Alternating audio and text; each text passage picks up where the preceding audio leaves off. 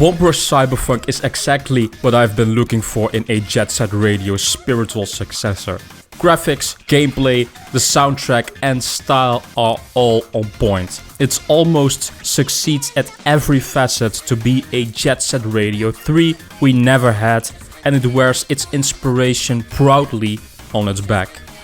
Hello guys, welcome to a new Ace Ice review. Today we're going to take a look at the very hyped indie game Bomb Rush Cyberfunk, which is a spiritual successor towards the old Jet Set Radio franchise. If you guys ever played those games, they were awesome.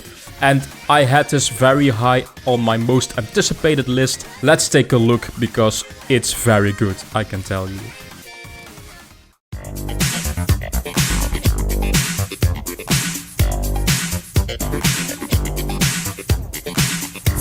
Bomb Rush Cyberfunk isn't really a visually technically complex game on purpose, mind you, as it's trying to mimic that iconic cel-shaded Jet Set Radio art style that everyone loves from the Dreamcast and the Xbox original era, and it does an amazing job at it.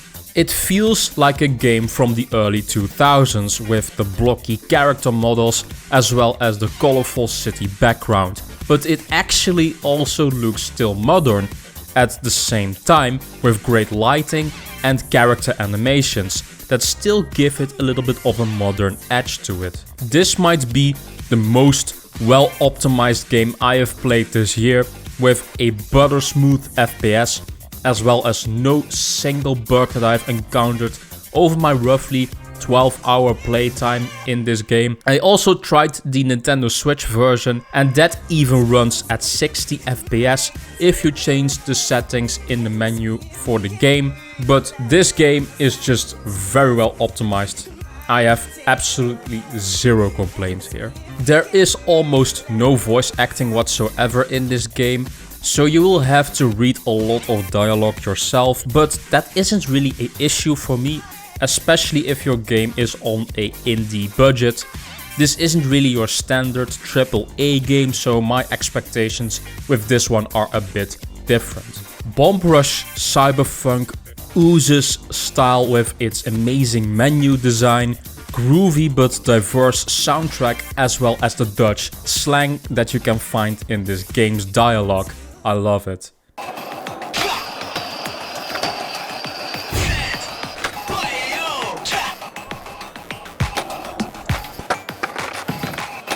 It's sometimes very weird to hear your own language in a video game, but how they implemented all the Dutch references is just very well done in my opinion, and it fits the setting. Style might be one of the most important aspects that they had to nail with this game, because Jet Set Radio was exactly that, style. We absolutely need to talk about the music though of Bomb Rush Cyberfunk.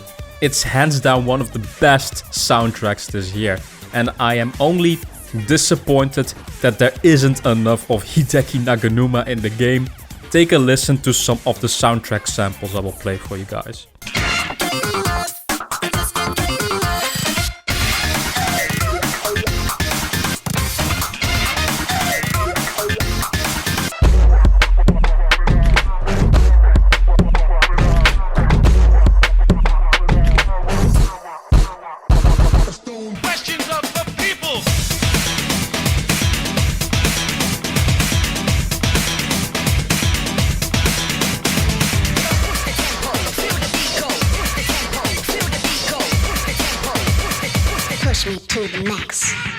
Hideki has unfortunately only 3 songs in the game, and that's a little bit on the low side in my opinion. Don't get me wrong though, they are masterpieces, but most of the marketing around the game was so special because they had the original Jet Set Radio composer for the game. I truly hope they can add some more songs from him through DLC though, cause everything that man makes is pure gold. Please, Team Reptile, I beg you, maybe you can do something with that, that would be very cool. The graphics and sound design is just on point. I can't really criticize anything else on it. Good job.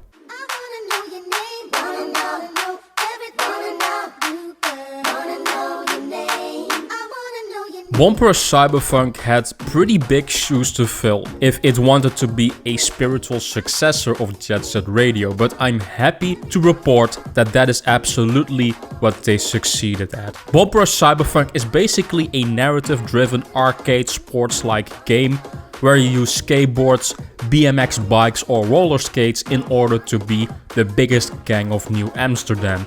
You graffiti spray different parts of the map to raise your reputation meter, which is kind of your currency in this game.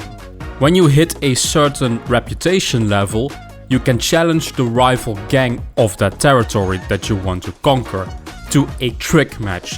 The team that scores the highest points wins the trick battle. In order to win these battles, you will have to increase your trick meter, which you can do with performing combos in the world space. You get a higher multiplier if you are able to not break a combo, and it's a very addictive gameplay loop that never really gets old whatsoever.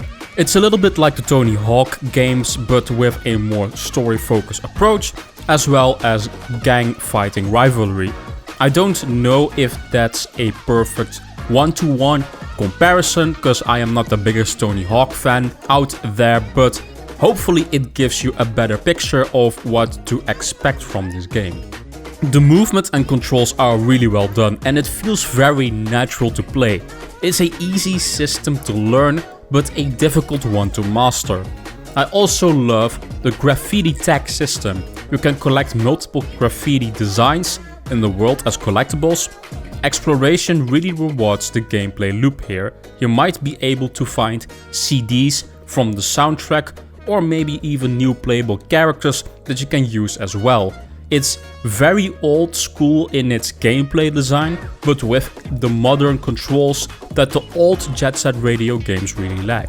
If you want to change to a different playable character as an example, you can find these big checkerboard signs on the ground somewhere in the level. You can dance on these and that will bring all the gang members together. It's just these little details to the style in this game that I really appreciate. There's also a fast travel system between the different hubs for faster movement as well. The game does lack some important tutorials though, especially for important gameplay systems, even if they are really important, like escaping the cops as an example. They never really communicate as well to the player without any proper tutorial to teach you. I don't mind a game that doesn't hold your hands all the time, but this might just be very confusing for new players, so be prepared to find out a lot on your own.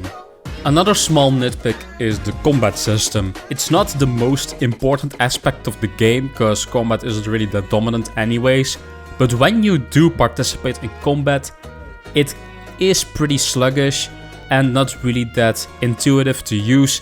Hit detection and the weight could have been definitely some fine-tuned here, but it won't be a deal breaker whatsoever for this review. In a nutshell, the gameplay is absolutely stellar and it will stay fresh for your whole playthrough.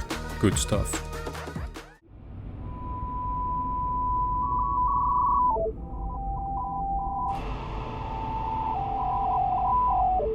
I actually didn't expect that the story would be anything interesting with this one, but they actually proved me wrong here. You play as Rekt, a robot with a body of a different character named Fox. He is a new recruitment for the Bomb Rush gang, and he basically loses his head in the beginning of the game. Yeah, it's a actually pretty weird story, but it's also pretty engaging to follow. What happened to Fox, his original head, and who is Rekt really as a character. I really enjoyed all the different characters that you will meet in the game, and the game actually has surprisingly a lot of lore to it.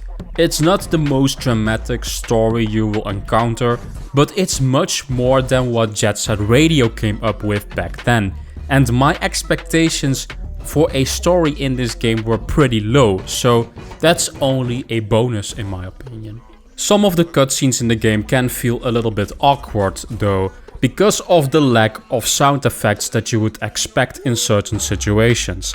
I hope this gets improved upon with a sequel. This game doesn't really have a DJ Professor K like Jet Set Radio to give the story delivery a little bit more flair, but I really enjoyed the story for what it was. Check it out.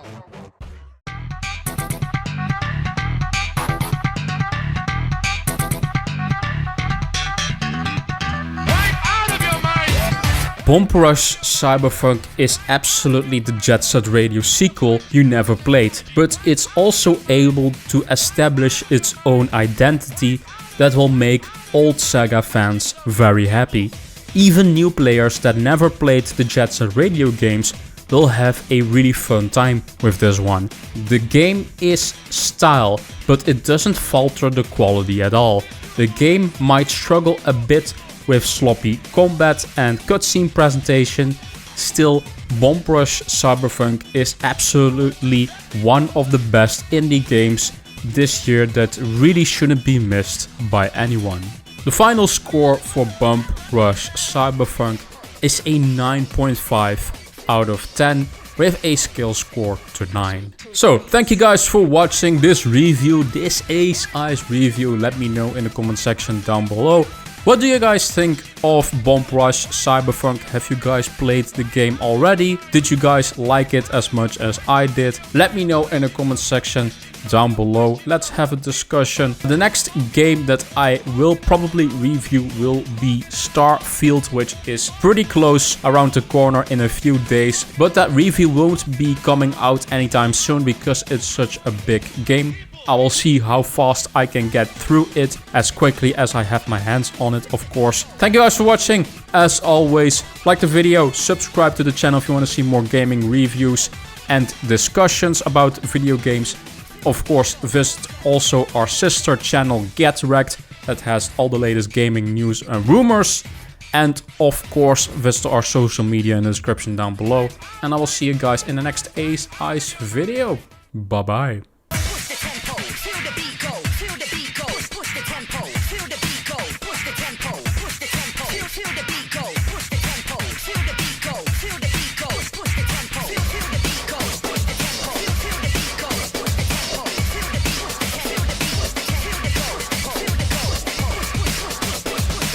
Push me to the max.